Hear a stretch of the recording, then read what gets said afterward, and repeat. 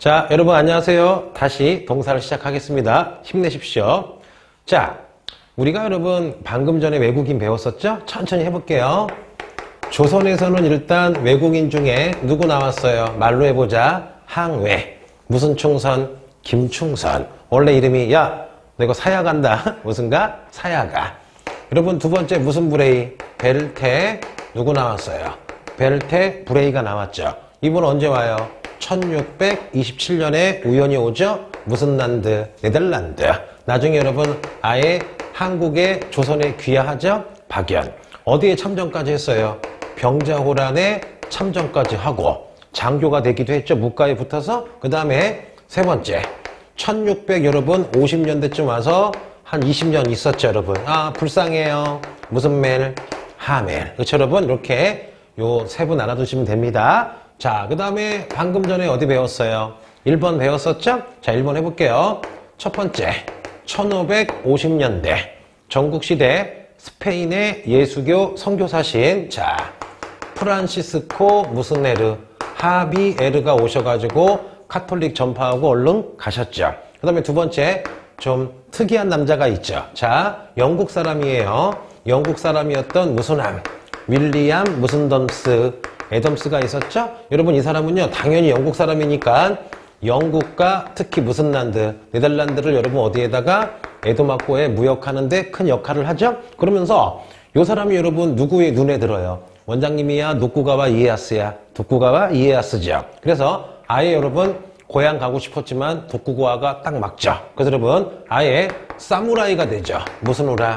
미우라 여러분 안진이 돼버립니다. 근데 이 사람이 하나 웃긴 게 있어요. 야사 알려줄게요.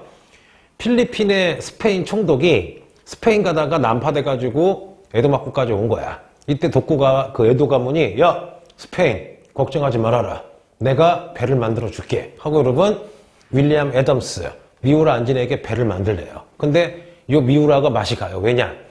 요 사람은 항해사지 배를 만든 적이 없다고 여러분. 근데 독고가가 무조건 만들래. 그래서 여러분 만들었어요. 만들었는데 미우라 안진이 멘붕인 거야. 왜? 처음 만들어봤거든. 그럼 여러분 스페인 귀족이 저거 타고 스페인 가다가 여러분 배 깨지면 망신이잖아. 근데 기적이 벌어져요. 뭐냐? 미우라 안진이 만든 여러분 요 배가 어디까지 갑니까? 스페인까지 간대요. 그리고 또 하나 요 미우라 안진 때 여러분 윌리엄 때 영국의 왕이 누구냐? 제임스 1세라고 기억나죠? 청교도혁명 직전에. 그래서 이 윌리엄 애덤스가 이렇게 중재해가지고요. 에도마쿠가 제임스 1세한테 여러분 일본식 갑옷을 선물로 줘가지고 지금도 박물관에 있답니다. 자, 이렇게 아시면 됩니다. 야사를 얘기했습니다. 그러면 이분들도 잘 나오지만 여태까지 여러분 동사에서 제일 많이 나온 건 누구야? 청나라에 오신 선교사였거든요. 그러면 지금부터 하는 거는 동사 예전에 했던 분들은 상식이고 나는 이거는 당연히 외워야 되고요. 지금 얘기했던 미우라 안진, 그 다음에 여러분 누구야? 멜테브레이, 하멜도 외워야 돼요. 해볼게요. 자, 여러분 명나라 말 청나라 때 여러분 자 서양에 누가 많이 들어와요? 선교사가 들어와요. 그러면 선교사가 들어온 목적은 뭐예요? 카톨릭 전파하고 싶은 건데 여러분 명청이 문화가 발달했고 유학이 있기 때문에 함부로 전파하다간 땡깡 모가지 잘리겠죠. 그래서 꼬셔요. 뭐냐? 이때 여러분 발달한 서양의 과학과 기술과 여러 가지 여러분 학문 가지고 누구에게? 왕족과 귀족에 여러분 접근해가지고 슬슬 퍼뜨리기 시작을 합니다. 그 중에서 가장 유명한 게 누구냐? 해볼게요 여러분. 너무나 유명하죠? 세계사 동사에서 완전 단골 문제. 해볼게요 여러분. 마테오 리치 신부님이 있습니다. 이분은 만약에 여러분 어떤 시험이든 마테오 리치 신부님이 나오면 이거는 무조건 먹으라고 주는 문제예요. 해보자. 참고로 마테오 리치 신부님은요 여러분 무슨 애 소속이세요? 예수의 소속의 신부님입니다. 이분이 언제 오느냐 여러분 대략 1580년에 명나라에 와서 명나라 베이징에 돌아가세요. 몇 년에? 1610년에 돌아가십니다. 그럼 물어보자. 명나라가 여러분 멸망한 게 언제예요? 1644죠. 그러면 명나라 멸망하기 30년 전에 돌아가셨으니까 마테오 리치는 명말 청초가 아니라 명말뿐이 되겠죠? 자 해볼게요. 그러면 요 마테오 리치 신부님은요, 되게 훌륭해요. 왜냐? 중국에 왔더니, 솔직히 어떤 면에서는 서양보다 문화가 발달하고 중화사상, 유교가 장난이 아닌 거야. 그럼 어떻게 하느냐? 요 마테오 리치 신부님이 중국어를 완벽하게 배우고요. 옷도 신부님 복장이 아니라 사대부, 양반의 복장을 해서 여러분, 중국 문화를 존중해 주면서 스물스물 조금씩 퍼뜨리기 시작을 합니다. 그래서 제일 먼저 뭘 하느냐, 여러분?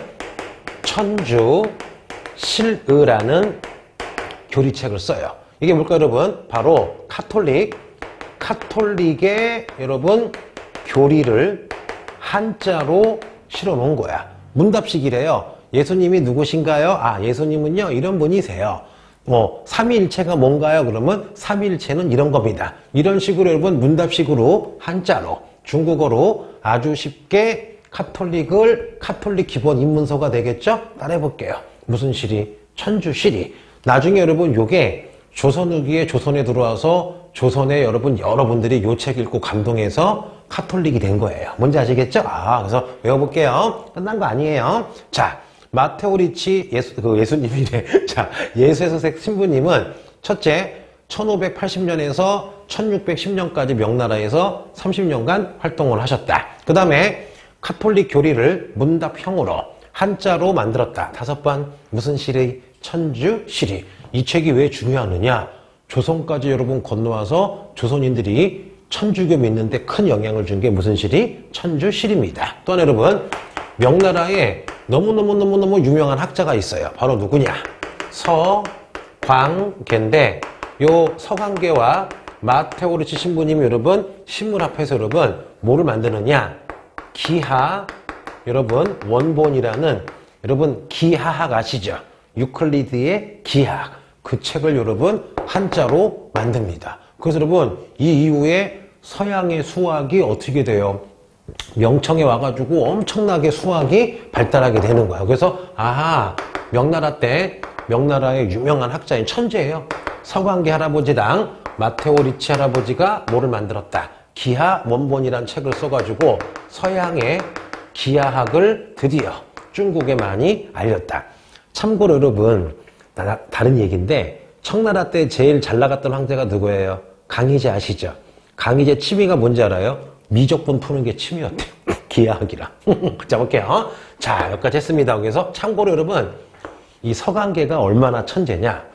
이분이 봤더니 와, 서양의 학문이 장난이 아닌 거예요. 근데 이분 때 여러분 후금의 무슨 아치가 누르아치가 너무 힘이 센 거야. 그래서 이 서광계가 여러분 마카오에 가서 포르투갈한테 여러분 무슨 포를 사와요? 홍이포를 사와요. 이 홍이포를 수십 개 사와서 11개를 여러분 혹시 알래나? 영원성을 지키고 있던 여러분 원숭안 장군에게 줘요. 그러면 서광계가 산 홍이포를 영원성의 원숭안 장군에게 줬다가 요 11개 대포 가지고 1626년 여러분 영원성 전투에서 요 홍이포로 바로 누구를 죽이는 거야? 누르아치를 죽이는 거예요. 그러면 거슬러 올라가면 여러분 마테오 리치랑 서광계의 기하 원본인데 요 서광계가 누구를 죽인 사람이야? 굳이 얘기하면 누르아치를 죽인 거죠. 그래서 효과가 입증이 돼가지고요. 이 서광계가 홍이포 역시 대단하군 해서 여러분 400개에서 1000개 정도 여러분 홍이포 만드시다가 이제 어떻게 해요? 명말 직전에 돌아가시는 분이야. 장난 아니죠? 자, 됐고 서광계와 마테오 리치의 무슨 원본?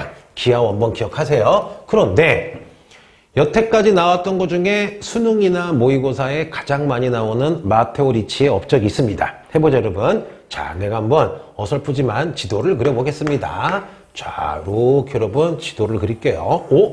오, 나름대로 잘 그리죠. 자, 여러분. 자, 여러분 지금 지도랑 거의 비슷하죠, 여러분. 그럼 뭐냐?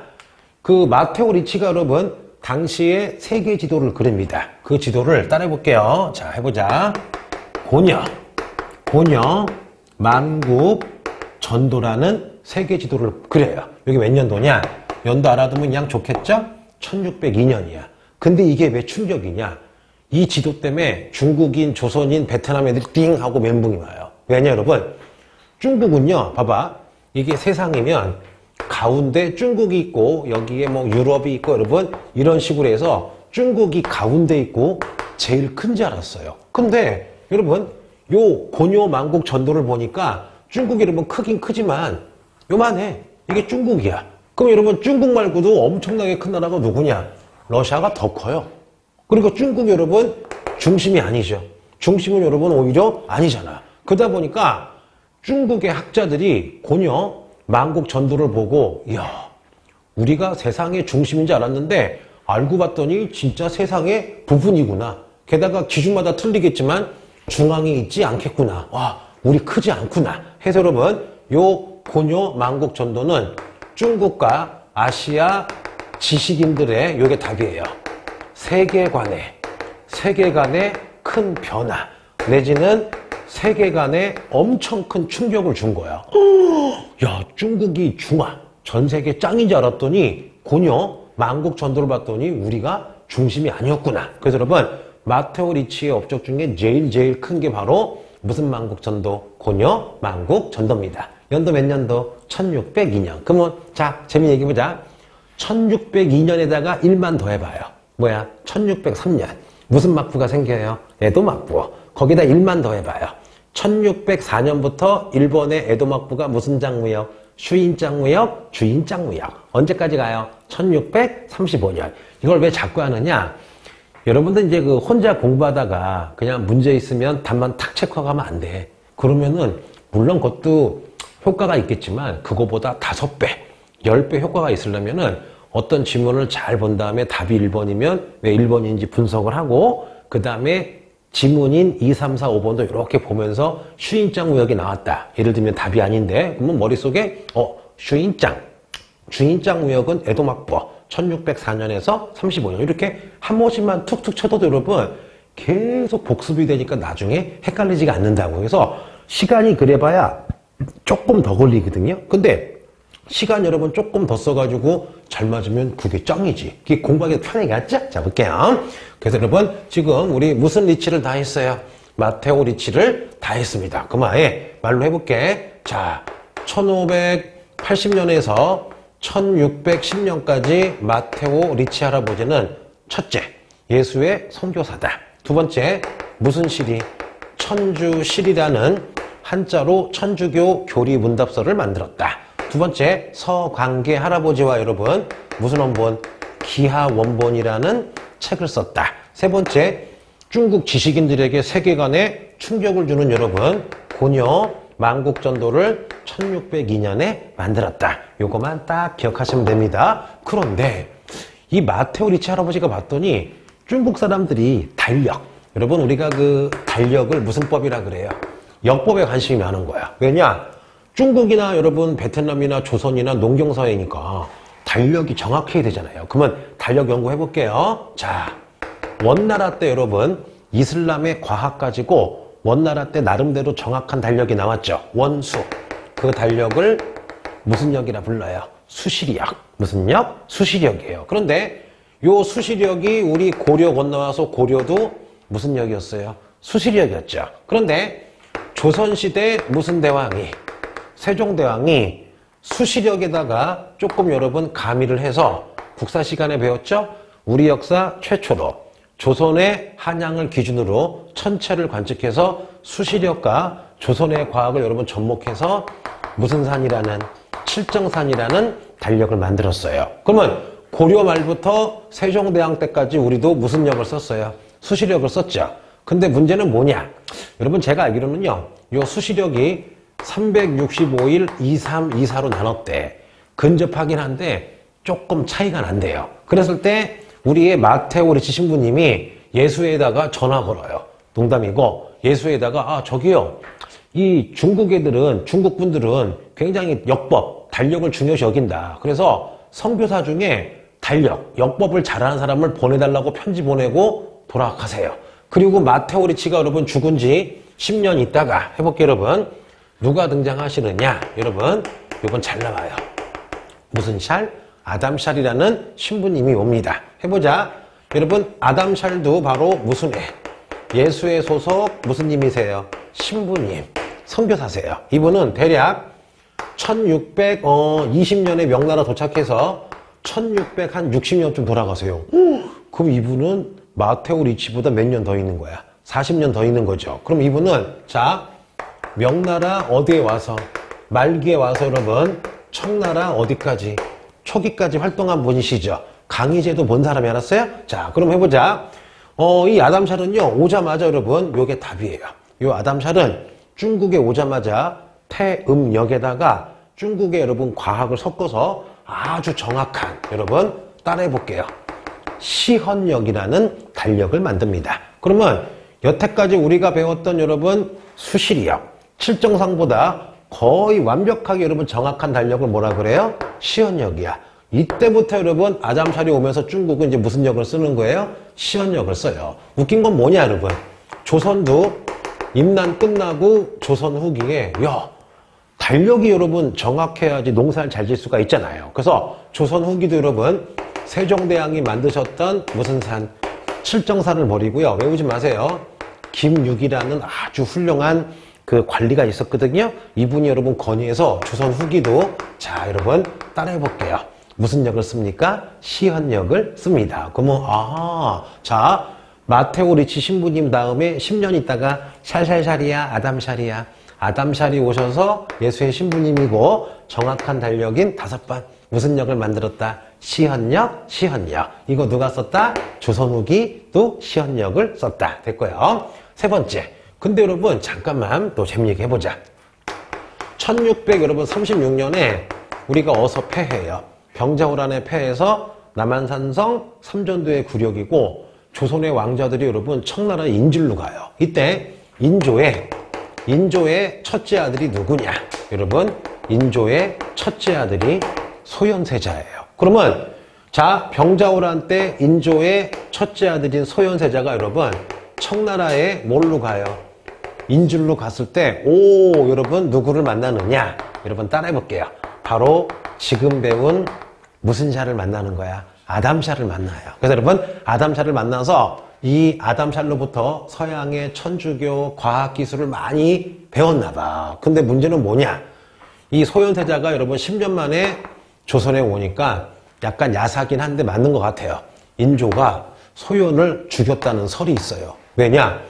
인조 입장에서는 정미호란, 병자호란으로 청나라가 원수고 나쁜 놈인데 이 소현세자는 맨 처음에 잡혀갔을 때 청나라 미워하다가 깨달은 거야. 야, 청나라 오랑캐라 되게 싫어했는데 내가 인질 가서 겪어봤더니 와 문화라든가 여러 가지 뭐 발전이 장난이 아닌 거야. 그래서 오히려 소현은 청나라를 조금 배우자, 서양도 배우자 그런 거였나 봐. 그러다 보니까 인조 입장에서는 아니 이놈이 우리 조선이 청나라에게 엄청 두드려 맞고 청나라가 원수인데 청나라를 좋아해? 저 그런 감정이 있었나 봐. 물론 여러분 여기에는 많은 사건이 있어요. 왜냐? 수많은 사람들이 인조와 소현세자 사이에 끼어들어서 여러분 이간질도 하고 여러 가지가 있었거든요. 그래서 여러분 소현세자가 조선에 온 지 얼마 안 돼가지고 온 몸이 시커매돼가지고 죽어요. 잠깐만 여러분, 니네 사람이요 독을 먹고 죽으면 피부가 시커매지는 거 알죠? 그래서 정사 같아. 정사에 의하면은 한 의사가 전하 소현세자 몸이 시커멓다. 이거 조사해보자 했더니 인조가 야 시끄러 묻어 그냥 묻어요. 그리고 웃긴 건 뭐냐? 소현세자의 부인이 있었거든요. 강빈이라고. 갑자기 인조가 자기 며느리인데 싸가지 없다고 죽여요. 그리고 강씨 부인 집안도 다 죽여요. 그리고 소현세자에게는 아들 3명이 있었거든요. 그러면 소현세자가 죽었으면 어리지만 얘가 왕이 되면 되잖아. 다 귀양 보내고 소현세자의 여러분 동생이었던 복림백운일 왕을 삼는데 바로 이 사람이 바로 북벌했던 무슨 종이 되는 거야? 효종이 되는 거야. 그래서 여러분 제 얘기만 들어봐도 조금 약간 뭐 음모가 느껴지죠? 됐습니다 여러분. 그래서 지금 무슨 샬까지 했습니까? 아담샬. 무슨 샬? 아담샬 하면 2가지 배울게요. 시헌역. 무슨 역? 시헌역. 누구와 교류했다? 병자호란 때 끌려간 누구? 소현세자. 불쌍한 사람이죠? 자, 아버지에게 독살당한 듯 합니다. 자, 그 다음에 여러분 해보자. 1700 여러분 50년대쯤 요때 왕은 청나라의 무슨 제예요? 걸룡제인데 자, 요거 하기 전에 여러분 잠깐 얘기해 줄게요. 여러분 대략 1650년쯤에 문제가 터져요. 뭐냐? 재밌게 볼게요. 지금 예수의 신부님들이 자 명나라, 청나라에서 성교하고 있죠. 근데 예수의 신부님들이 좀 융통성이 있어요. 뭐냐? 중국에 왔더니 봐, 아버님, 어머니 이렇게 제사하는데 절을 해. 이때 마테오 리치가 야, 저 절하는 거는 우상 숭배라기보다는 요 중국 애들의 문화다. 죽은 엄마, 아버지, 할아버지를 공경하는 마음이니까 이건 우상 숭배가 아니다. 해서 여러분, 예수에는 뭐를 인정했어요? 제사를 인정했어요. 그런데 도미니크파인가? 도미니크파. 모르겠다. 여러분, 약간 헷갈리는데 예수의 말고도 또 신부님들의 집단이 있어요. 요 도미니크가 딱 왔는데 이 사람들도 자기네 그 같은 카톨릭이지만 자기들도 이렇게 포교를 하고 싶은데 예수회가 꽉 잡고 있는 거야. 그리고 약간 같은 카톨릭이지만 교리가 틀려요. 그래서 도미니크 신부님들이 보기에는 저 예수회 나쁜 놈들. 지금 중국 애들이 제사는 우상 숭배인데 예수회가 제사를 인정하는 거야. 그러니까 어떻게 해요? 도미니크파가 이탈리아에 있는 교황 할아버지에게 이상한 얘기를 해요. 교황 할아버지, 왜? 중국의 예수회 애들이요 이상한 미신 숭배를 허용을 한대. 그러니까 요 교황 할아버지가 좀 몰랐는지 편지를 보내요. 야, 예수회, 나 교황인데 니네 중국 왕한테 얘기해서 청나라 황제한테 제사 금지하라고 해라 하는데 예수의 멘붕이죠. 야, 지금 청나라 눈치 보고 있는데 아무것도 모르는 교황이 야, 제사 금지하라고 하는 거야. 근데 문제는 뭐냐? 예수회는요 완전 군대식 조직이야. 뭐냐? 예수회에서 가장 짱이 누구예요? 교황이야. 교황이 얘기하면 여러분 죽어야 돼. 그랬을 때 예수회가 교황이 명령한 거잖아. 그래서 청나라 왕실한테 저기요 이게 교리가 바뀌었어요. 이제 제사 지내면 안 돼요 라고 하는 순간 청나라 멘붕 오겠죠. 야, 일로 와봐. 너 서양 오랑캐. 너 과학 좀 있고 잔재주가 있어서 우리가 이뻐해 줬는데 제사를 지내지 말래? 야, 우리 중국에서 가장 중요한 거는 유교다. 유교에서 가장 중요한 단어가 뭐다? 효다. 효가 돼야지 충고하는 거잖아요, 여러분. 아들이 아버님, 어머님에게 잘하듯이 신하가 임금에게 잘한다. 여러분, 효에서 충이 오는 거라고. 그러면 효와 충으로 우리 유교가 이어지고 있는데 이거의 결정체가 뭐야?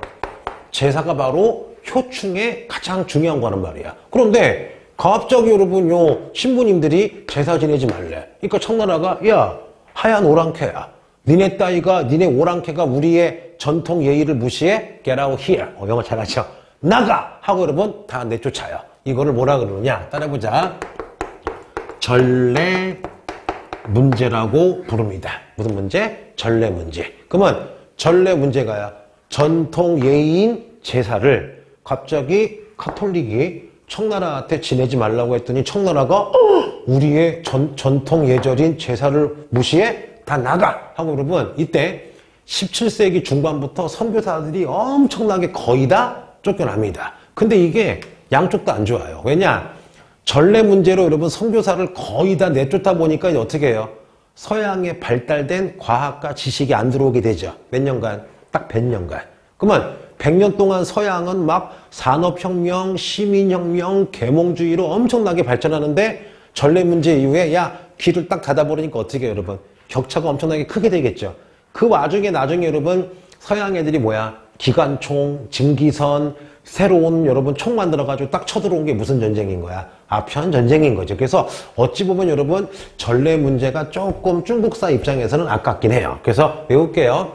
명청 초기에 많이 들어와서 서양의 과학과 기술을 전파해주던 선교사가 왕창 쫓겨났다. 5번 무슨 문제? 전례 문제. 무슨 문제? 전례 문제. 그러면 요 전례 문제 핵심은 무슨 사예요? 제사 문제가 되는 거죠. 근데 여러분 여기서 내가 아까 내 말을 잘 들어봐요. 100% 다 쫓겨난 거야? 대부분이야. 대부분이야. 왜냐? 어떤 신부님은 저기요 저는 제사 신경 안 쓸 테니까 저는 그냥 있을게요 라고 했는데 그림을 잘 그려. 건축을 잘해. 그런 신부님들 여러분 몇 분 남겨둡니다. 그 중에 하나가 누구냐? 무슨 샬? 아담 샬. 하나가 누구냐? 해볼게요 여러분. 1750년대 여러분 권룡제가 잘 나가고 있을 때 특이한 여러분 신부님이 있었어요. 이 신부님이 누구냐? 카스 틸리 오네라는 신부님입니다. 이분은 여러분 굉장히 굉장히 예술적인 분이에요. 그래서 여러분 이분이 서양화를 가지고 청나라에 알려주고, 그래서 서양화 가지고 여러분 권룡제, 그 다음에 여러분 나중에 그림 나올 거예요. 팔기군, 여러분 서양화 가지고 아주 아름답게 권룡제와 그 부인과 여러분 뭐 말과 팔기군을 그려줍니다. 카스틸리오네 특히 여러분 무슨 군, 이렇게 말 타고 달려가는 그림 보일 거예요. 이 팔기군도 유명하고, 또 하나 여러분 이분이요 그 베이징 자금성에다 여러분 서양식 여러분 건축으로 궁궐을 만들어줘요. 그래서 카스틸리오네가 권룡제를 위해서 여러분, 자 따라해보자. 원명원이라는 무슨식 궁전을, 서양식 궁전을 만들어줍니다. 근데 웃긴 게 뭔지 알아요, 여러분? 나중에 베이징 쳐들어왔을 때 영국이 옛날에 의아단 사건으로 베이징 쳐들어오거든요. 그때 쳐죽일 영국 놈들이 여러분 원명원 쳐들어가서 불태워서 여러분 여기 있는 거 다 가져가고 지금은 흔적이 없습니다. 근데 그 상상 복원도론 있으니까 이제 나올 거예요. 그래서 여러분 오늘 유명한 여러분 외국인들을 다 배웠습니다. 그 중에 정말 중요한 거 누구 여러분? 마테오 리치가 여태까지 제일 많이 나왔고, 두 번째 무슨 샬? 샬 아담샬. 세 번째가 누구예요? 카스틸리오네. 참고로 노파심으로 요거는 거의 안 나오지만 해줄게요. 여러분 강희제 때도 유명한 그 선교사가 있어요. 배가 이렇게 불렀어요. 부배 뭐라고요? 부배가 강희제 명령으로 여러분 황여 전람도라는 아주 유명한 지도를 만드는데, 내가 알기로는 중국에서 최초의 위도 아시죠? 위도가 표시된 지도가 바로 황여 전람도예요. 그래서 요거는 세계사에서는 가끔 나오는데 동사에서는 그냥 한번 얘기해 준 거니까 귀찮은 사람은 외우지 마세요. 자, 그래서 강희제 때도 선교사가 있었다. 그래서 여러분 외국인 다 있어요. 그러면 한 30-40분에 걸쳐 외국인을 했는데 한 방에 이제 정리해 볼게요. 자, 조선의 외국인. 자, 여러분 누구예요? 김충선. 사야가 임난 때. 두 번째 1627년에 온 네덜란드. 자, 무슨 브레이? 벨테브레이. 무슨 년? 박연. 나중에 기화했다. 병자호란 때 싸웠다. 우리의 장군이 됐다. 장교가 됐다. 세 번째 1650년대 무슨 멜? 하멜. 네덜란드 하멜 표류기. 하멜 일기 쓰고, 그 다음에 1번이에요. 자, 1번. 자, 누가 했을까 여러분? 프란치스코 무슨 에르? 하비에르 신부님. 이분은 연도가 되게 중요하죠. 1550년대.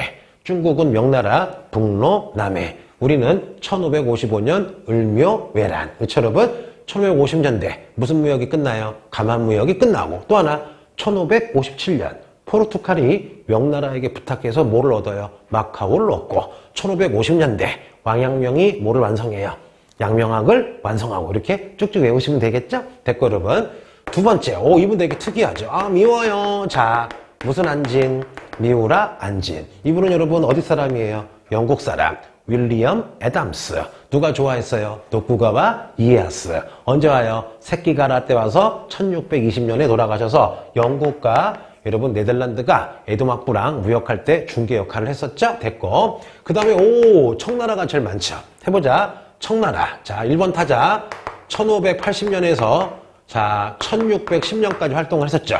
가장 위대한 사람 무슨 테오 리치? 마테오 리치. 천주시리.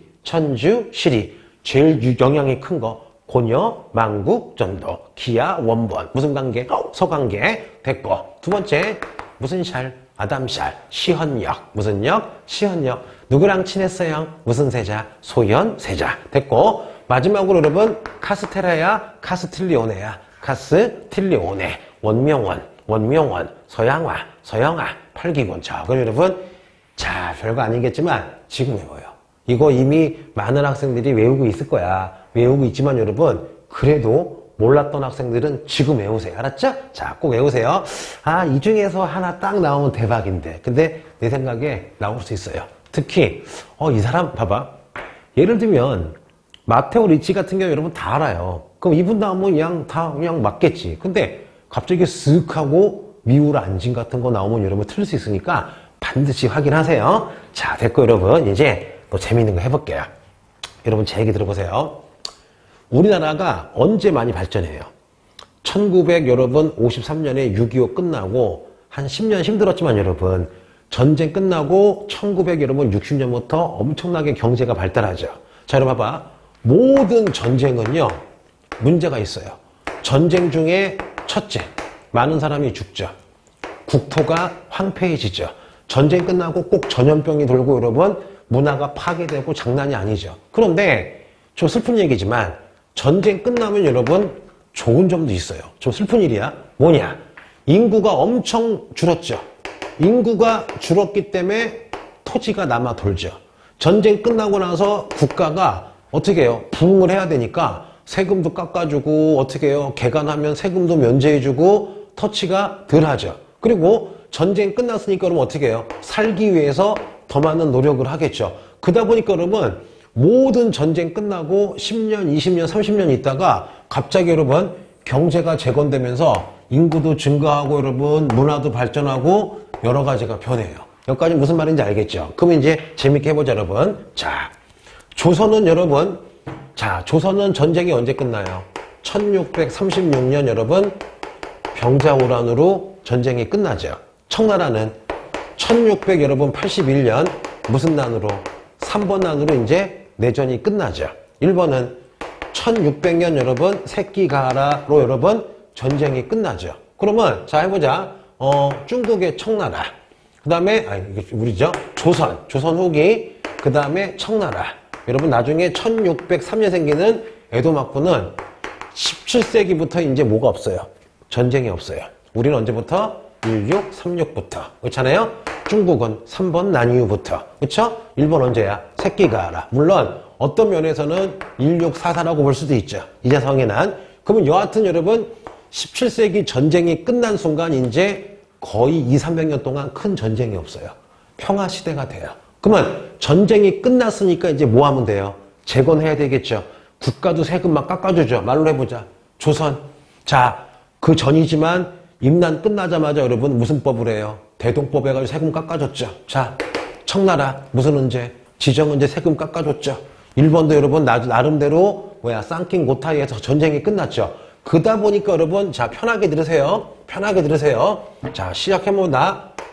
17세기부터 18, 19세기 여러분 중국 청나라와 우리 조선과 일본은요 전쟁 끝나자마자 농민들이 인구는 줄었지만 새로운 농업기술 가지고 여러분 농사를 엄청나게 짓기 시작합니다. 그래서 여러분 한국의 조선, 일본의 에도막부, 중국의 여러분 청나라는요 자 농업 무슨 양이? 생산량이 엄청나게 늘어요. 예를 들어보자. 조선에서는 임난 끝나자마자 이앙법, 견종법, 모내기라고 들어본 적 있죠? 그게 여러분 전국으로 퍼지면서 농사가 5배, 10배가 잘 돼요. 그리고 또 하나. 전쟁으로 사람 많이 죽었잖아. 땅 남아 돌죠. 내가 옛날에 100평 농사 짓다가 전쟁 끝나서 여러분 1000평 농사 지니까 10배 부자가 되겠죠. 그래서 여러분 한중일 모두 여러분 17세기 이후부터 전쟁이 끝나고 평화시대가 오고 농사기술이 발전하고 농사책이 퍼지고 하면서 여러분 농업 생산력이 엄청나게 발전을 합니다. 그럼 해볼게요. 그러면 내가 1년에 1000만 원 벌다가 갑자기 1억 벌어봐요.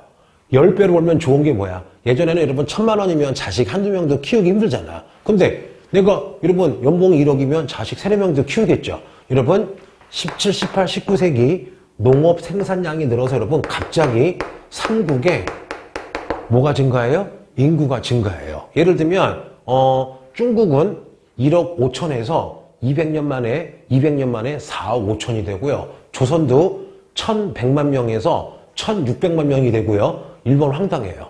1200만 명에서 여러분 3400만 명이 돼요. 몇 년 만에? 200년 만에. 여러분 거의 조선 빼고는 몇 배가 는 거야? 2~3배가 는 거죠. 그러면 자 17, 18, 19세기 농업 생산량이 높아지니까 인구가 늘어요. 또한 여러분 내가 만든 건데 한중일에 농업 생산량이 늘어나면 봐봐. 어떠냐? 농민 중에 한 5분의 1은 1000만 원 벌다가 5억 벌어봐. 엄청 부자가 된 거죠. 그러면 농업 생산량이 늘어나서 인구도 증가하지만 여러분 농민 중에 무슨 농이 증가해요? 부자 농민, 부농이 증가해요. 그러면 선생님이 한 달에 100만 원 벌다가 1000만 원 벌어봐. 다 저금하겠니? 좀 쓰겠니? 막 쓰기 시작하겠죠. 그래서 우리 아들 막 장난감도 사주고 우리 딸 뭐 맛있는 거 사주고 하겠죠. 그러다 보니까 여러분 17, 18, 19세기 뭐가 잘 되느냐? 장사가 잘 돼요. 그래서 여러분 무슨 공업? 장사가 잘 되니까 물건을 많이 만들어야 되겠죠. 장사는 상인가? 물건 만드는 수공업자. 여러분 무슨 공업이? 상공업이 엄청나게 발전을 합니다. 그러면 장사가 잘 되니까 내가 한 달에 100만 원 벌다가 갑자기 5억 벌어봐. 그럼 부자가 되겠죠. 그럼 막 지점도 생기겠죠. 막 더 많이 가게도 내겠죠. 나중에 여러분 그냥 상인이 아니라 무슨 벌이 되겠어요? 재벌이 되겠죠. 그래서 여러분 17, 18, 19세기 한중일 때 여러분 엄청나게 돈 많이 번 누가 등장해요? 상인이 등장합니다. 그래서 여러분 외우지 마세요. 조선에서는 자 누가 등장하느냐? 여러분 허생전 보면은 허생원이 변부자 찾아가서 5만 양을 끈 다음에 전국의 모든 물건을 매점 해석했죠. 그러면 그때 5만 양이 지금 한 5천억 되겠죠. 그러면 조선 후기에 엄청나게 재벌을 뭐라 그러느냐? 도고라는 사람이 등장하고 중국에 나중에 할 거예요. 산시상인, 무슨 저우상인, 휘저우상인, 또 일본의 존인, 여러분 이렇게 상인들이 등장을 해요. 그러면 상공업 발달하고 여러분 상인이 등장하니까 물어보자. 상인들 농촌에 살아요? 도시에 살아요? 도시죠. 봐봐 여러분. 그러면 장사가 잘 되면 시장이 형성이 되겠죠. 그러면 시장이 형성이 되면 상인들은 시장 근처에 살아야 되겠죠. 그러면 시장이 점점 여러분 커지겠죠. 바로 여러분 각 나라에 따라해볼게요. 뭐가 발달해요? 도시가 발달합니다. 그래서 여러분 베이징 인구 100만, 샹하이 100만, 에도 100만, 우리 한양 30만. 야, 예전에는 그렇게 큰 도시가 없었거든요. 그래서 여러분 17, 18, 19세기 때 한중일에 엄청나게 도시가 발달을 해요. 하나 해보자. 또 두 번째. 그럼 여러분 지금 자 농업 생산용으로 지금 분홍이 돈이 많어. 그러면 시장 가서 물건도 생기지만 이제 물어보자. 여러분 나중에 친구가 생겼어. 이성 친구가. 그럼 이성 친구 생기면 우리 뭐예요? 극장 가서 영화도 보고 차도 마시고 여러분 뭐 PC방 가서 하겠죠. 그러면 솔직히 여러분 예나 지금이나 우리가 문화생활을 즐기려면 뭐니 해도 무슨 뭐니? 쇼미더머니야 돈이야. 돈이 필요하겠죠. 근데 여러분 이제 17, 18, 19세기 분홍들, 농민들이 좀 돈이 넉넉해. 내가 100만 원 벌다가 여러분 한 400쯤 벌면은 조금 여유가 생겼잖아요. 그러면 시장 가서 맛있는 거 사 먹고 연극도 벌고 놀겠죠. 그래서 여러분 17, 18, 19세기 때 한중일 공통으로 와 이제는 지배층의 문화가 아니라 여러분 이제 무슨 문화가 꼽히기 시작해요? 서민 문화가 꼽히기 시작하는 거야. 예를 들면은 우리 여러분 상식적으로 해보자. 조선 후기 서민 문화 중에 뭐가 있어요? 개설이에요? 판설이에요? 판소리, 뭐 한글 소설. 그 다음에 여러분 나중에 배우겠지만 청나라 때 쟁쟁쟁쟁 하고 막 기무술 하는 거 있죠. 무슨 그 경극, 일본의 무슨 가부키 같은 게 있죠. 그래서 여러분 그 전에는 없던 무슨 문화가 등장해요? 서민 문화가 등장하는 거야. 또 하나 마지막으로 해볼게요, 여러분. 이 문제가 뭐냐? 자, 여러분 우리 그 조선 시대에는 대표적인 사상이 무슨 학이야? 성리학이죠. 왜 그럴까? 성리학에서는 야 나는 양반이니까 통치하고 너는 농민이니까 농사져. 불만 가지면 안 돼. 여러분 그 시대에는 그 시대 상황에는 성리학이 맞았어요. 근데 여러분 우리 현재 지금 21세기죠. 민주주의죠. 자유주의죠. 개인주의죠. 그런데 갑자기 어떤 사람이 나한테 야 나 성리학자인데 너는 그냥 일반 평민이니까 강사하지 말고 농사지래. 자기에게 싹 갖다 바치래.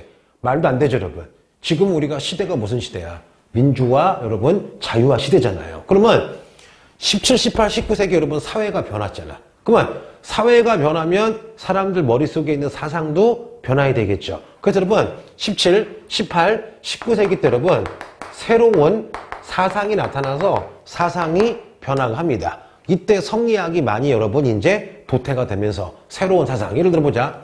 성리학이 참 좋은데 조선 후기가 됐더니 상인 등장하고 도심 발전하고 서민 등장하는데 여러분 계속 성리학 얘기면 안 되겠죠. 이때 뭐가 나와요? 실학이 나오잖아요 여러분. 이런 식으로 여러분 이거를 배울 건데 이게 여러분 교재나 책에 보면은 막 이렇게 뭐랄까 막 뜨문뜨문 나와 있어. 근데 여러분 원리는 다 연결되어 있는 거야. 그럼 어떤 연결이 있냐? 17세기 때 이제 한중일이 청나라, 조선 후기, 에도마포가 전쟁이 끝나고 이제 뭐가 되는 거야? 평화시대가 왔죠. 평화시대가 왔는데 좋은 점은 뭐냐? 전쟁할 땐 나빴지만 전쟁 끝나니까 인구가 급감했죠. 국가에서도 농사 짓는 거 지원해주죠. 그리고 어떻게 해요? 새로운 농사책, 새로운 농사책에 의한 농사기술, 사람들이 잘 살고 싶어하는 마음, 여러분 그런 게 많이 뭉쳐서 농업 생산량이 엄청 증가하죠. 그거를 우리 조선 후기로 얘기하면은 무슨 법? 이양법. 가로치고 무슨 내기? 모내기를 하면 생산량은 5배, 생산량은 5배, 노동력은 5분의 1로 준대요. 한마디로 뭐야? 100만 원 벌 거 1000만 원 벌 수 있다고요. 그러면 사람들이 마침 땅도 비어있네? 인구도 줄었네 여러분? 그럼 조선 후기 많은 분들이 무슨 법을 해요? 이양법 가로치고 모내기에서 여러분 농업 생산량이 증가가 됐어요. 그러면 일단은 무슨 농이 등장해요? 한중일 부자 농민 등장하겠죠. 그럼 내가 100만 원 벌 때는 자식 한 명도 힘들지만 1000만 원 1억 버니까 자식 쑥쑥 낳겠죠. 그러면 농업 생산량으로 인구가 증가해요. 물론 요 인구 증가할 때도 여러 가지 할 거예요. 예를 들면 뭐 의학책이 많이 보급되고, 또 하나 명청 때 특히 여러분 서양 선교사가 뭐를 갖다 줘요? 고구마, 감자, 옥수수. 이거 여러분 척박하지만 엄청 잘 자라죠. 그래서 여러분 감자, 고구마, 옥수수 때문에 인구가 엄청 증가한 거야. 왜? 보릿고개라 그러죠. 보통 여러분 흉년이 오면은 막 굶어 죽는데 한중일에 고구마, 감자, 옥수수가 전파된 순간부터 거의 암 굶어 죽는 거야. 뭔지 아시겠죠? 그러면 인구 증가하지. 인구 증가했는데 부농 많으니까 뭐 사겠어요? 시장 가서 막 물건 사고 하겠죠. 여러분 상공업 발달하고 당연히 시장도 발달하고 상인들도 대접을 등장하겠죠. 그러면서 뭐가 발달해요? 도시가 발달하죠. 또 하나 그러면서 여러분 분홍들이 어디 가서 놀겠어요? 시장 간 김에 문화 즐기겠죠. 판소리, 경극, 가부키. 그러면서 여러분 이제 서민들이 하나의 사회 세력으로 등장을 했어요. 그러면 성리학은 누구의 전유물이었어요? 지배층의 전유물이었죠. 그 다음에 학자들도 고루한 성리학이 아니라 새로운 시대 서민이나 새로운 시대를 이끌어갈 여러분 사상이 필요하겠죠. 그래서 여러분 17, 18, 19세기 때 한중일 여러분 사상이 변하는 거야. 예를 들어보자. 예를 들면 청나라에서는 여러분 이제 성리학, 양명학보다는 무슨 학이 나와요? 고증학이 나오고, 또 하나 명나라 말기에 성리학과 양명학은 너무 인격만 수양한다. 지금 백성들이 굶어 죽고 아파 죽고 있고 농사 못 지고 있으면은 우리가 백성들에게 실용적인 학문을 하자. 뭐가 나오는 거야? 실학이 나오는 거죠. 조선 후기 또 여러분 우리도 실학이 나오고, 그렇죠? 또 하나 일본 에도막보에서는 네덜란드 서양의 의학이 장난이 아니야. 사람을 해부해가지고 병을 잘 고치네? 그러면 우리 전통 의학이 아니라 바로 뭐야? 서양의 의학을 배우자. 난학이 나오잖아요, 여러분. 그러면서 여러 가지 사상의 변화가 나오는데 여러분 이거를 이제 하나하나 다 해줄 거예요. 그러면 여기서 제일 많이 나오는 건 뭘까? 서민문화. 그럼 여러분 잠깐만 지금 하는 거 아니에요. 다음 주에 할 건데 그냥 맛만 보여줄게요. 그래서요 6개, 7개 덩어리를 할 건데 이거 은근 잘 나오고 은근 많이 틀리는 학생들이 있어. 그럼 해보자. 일단은 맛만 보여주는 거예요. 자, 여러분 여차에서 조선 후기에 서민문화가 나왔죠. 말로 해보자. 다음 주에 할 거예요. 대표적으로 여러분 무슨 소리? 판소리. 그치? 그 다음에 끝없이 길어지는 무슨 시죠? 사설시죠. 그 다음에 세 번째 서민들이 즐기는 무슨화? 미나. 그런데 요 미나는 서민들이 즐기고 전문 화가들이 서민들의 노는 모습을 그린 그림도 있죠. 그 그림을 무슨 화라 불러요? 풍속화. 네 번째 여러분 자 시장에서 뭐야? 탈춤 같은 거 하겠죠. 가면극 같은 거 우리 여러분 하겠죠. 그 다음에 5번째 한글 많이 아니까 무슨 소설이 유행하겠어요? 한글 소설, 춘향전, 그렇죠? 심청전. 여러분 이거면 다야. 그러면 빨리 볼게요. 에도막보는요 상인들이 돈을 많이 벌어서 에도막보의 여러분 서민 문화를 무슨 문화라 불러요? 존인 문화라 불러요. 그러면 여러분 자 하얗게 분칠하고 일본 이렇게 오페라 같은 거 알죠? 이렇게 하는 거. 자 우리의 판소리 청나라 경극에 해당하는 무슨 키가 있어요? 가부키. 그렇죠? 그 다음에 자 지붕에서 사람 몸만한 인형을 막 해서 놓고 인형들이 춤추는 게 있어요. 이걸 우리가 무슨 낙후라 불러요? 분낙후. 또 하나 우리의 미나에 해당하는 여러분 우키요에라는 서양이래. 일본의 그림인데 판화인데 채색을 해가지고 아주 아름답게 대량 생산하는 일종의 신문 겸 미나를 뭐라 그래요? 우키요에라 그럽니다. 그러면 조선 후기 했고, 여러분, 에도 막부. 자, 에도시대 서민문화 뭐라고요? 상인문화인 요닌문화다. 가부키, 분나쿠, 유키우현대. 여러분, 중국은요, 누구랑 같이 가야 돼요? 명청이랑 같이 가야 돼요. 자, 명청도 여러분, 자, 소설이 굉장히 유행을 했다. 근데 여러분, 요거 잠깐만 해줄게. 자, 여러분, 명나라, 청나라 소설 해볼게요. 명나라, 해보자. 명나라 때 여러분, 바로 그 유명한 삼국지연의가 완성됩니다. 그 다음에, 자, 수호지도 완성이 됩니다. 손오공 나오는 무슨 유기? 서유기. 나쁜 여자. 자, 어떤 아줌마가 주인공인데 좀 약간 나쁜 아줌마 나와요. 무슨 매? 금병매가 여러분 명때 만들어져가지고 청때도 모이겠죠. 그러면 청때 만들어진 거. MC몽이에요? 홍루몽이에요? 무슨 몽? 홍루몽. 그쵸? 그 다음에 이거 잘 나와요. 우리의 양반전이랑 똑같은 무슨 회사? 유림외사. 뭐라고요? 유림외사. 그 다음에 귀신 얘기인 요제지인데 미안한데 이거 외우세요. 이거는 동사색에서 잘 나오고 갑자기는 요즘에 매일 홍루몽 나오다가 갑자기 요즘에 무슨 회사 나와요? 유림회사가 많이 나오거든요. 또 하나 여러분 청나라 때 베이징을 중심으로 여러분 알죠? 이렇게 화려한 분장하고 깨갱하고 막 춤추고 무술하는 거 있죠. 자, 청나라 때 무슨 극이 나옵니까? 경극. 근데 중요한 건 경극은 명때 안 나와요. 경극은 언제 때야? 청 때만 있습니다. 또 하나 우리의 민화에 해당하는 여러분 요거는 요즘 나온 새로운 개념인데 무슨 연화예요. 다시 한국의 조선 후기에 서민들이 즐긴 그림이 민화. 에도 막부 조니문화는 무슨 요해? 우키요해. 우키요해라면 명청 때 서민들이 막 사람이나 산신 그린 다음에 집에다가 액을 막으려고 재액을 막으려고 붙여놓은 그림을 연한데 많이 남아있지 않아요. 왜? 만든 다음에 불태웠나 봐. 그래서 여러분 지금 하는 거 아니에요. 다음 주에 서민문화 한 번 더 자세히 해주겠습니다. 오늘도 고생했습니다.